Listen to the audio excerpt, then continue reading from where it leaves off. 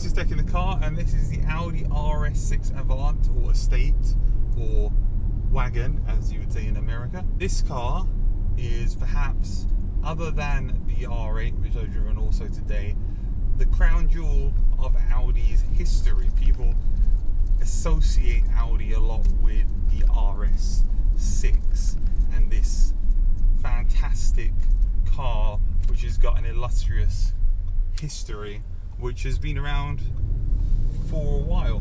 And this RS6, when it was launched a year or so ago, a couple of years ago, was a car, and it's still a car that people are really, really excited about. We've got 600 horsepower, 800 Newton meters of torque.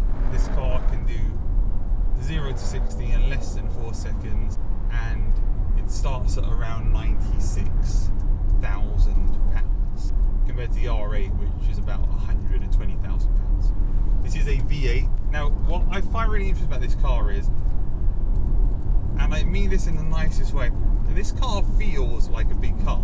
It's a bit strange, actually, when I first got into it, and I think with time cars kind of get smaller, but the e-tron GT, even though that was also a larger car, didn't feel as big as this.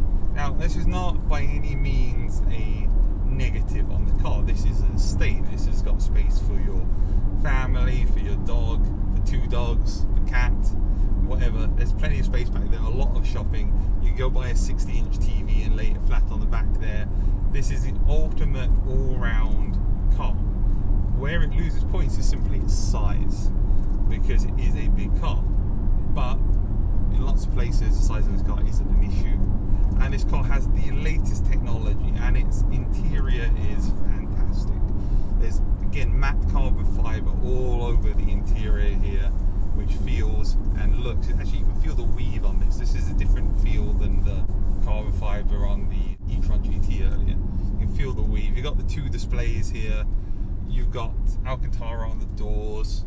We got the leather RS seats. I love the Alcantara steering wheel here. I mean, I've got an Alcantara steering wheel in my RS3, but you can tell this car hasn't been driven very much because the Alcantara feels amazing. Alcantara generally starts to give the more you use it, but it feels amazing. This is the new Audi style steering wheel, which is more squared off design. I guess it's still a hexagon, it just looks like a 5-sided design, but it's actually still 6-sided. And this is a very, very fast car. There's no question there. This is a car which is fast, and it is a car that has the RS button in the middle. The last person that used this changed the RS settings so the stability control is off.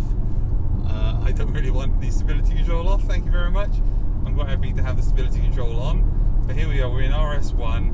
We've got the cool kind of upside down L-shaped rev counter here. Now remember, on the new RS3, this is the first RS car which lets you actually change the design of the RS display, so you can have that runway design as well. Check out my video on the new RS3 as well, or my 3 videos on the new RS3, and my shorts as well. So let's see what this car is like accelerating.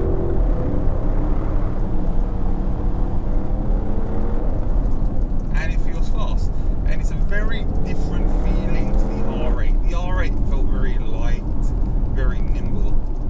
This feels like it'd be a car, but it also feels like a really fast car, and also feels like a really, really comfortable car. And then if I overtake, it's very fast as well. That was a very easy overtaking maneuver, no problems there at all. The car really took off. So we've got 800 Newton meters of torque, 600 horsepower. We've got a super comfortable ride. We've got a ton of space in the back of this car.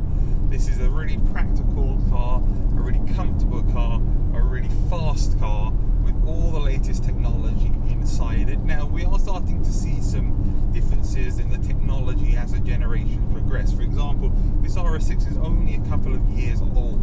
In every sense, if you look at the interior, it has the latest Audi technology. But then when you compare it to the Q4 e-tron that I drove, it's missing stuff like the augmented reality heads-up display, for example.